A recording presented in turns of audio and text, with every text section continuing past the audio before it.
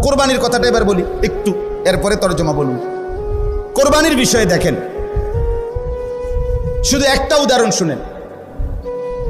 কোন মুসলমান কোরবানির 3 দিন অর্থাৎ 10ই জিলহজ কোরবানি হয়, যেদিন আমরা কোরবানি করি এটারই কয় 10ই জিলহজ। তো কোরবানির দিন এবং তার পরের 2 দিন, সাউন্ড করে দেন তো, সাউন্ড করে দেন।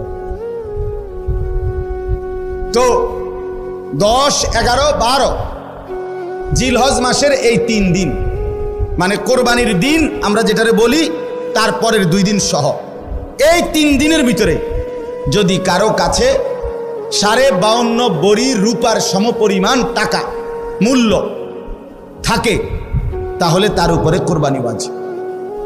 52.5 বড়ি রূপার দাম সর্বোচ্চ যদি 1000 টাকা করে হয় বড়ি, রূপার বড়ি কম, স্বর্ণের বড়ি বেশি। রূপার বড়ি 1000, 1200, 1300, কখনো কখনো 2700 টাকাও হয়।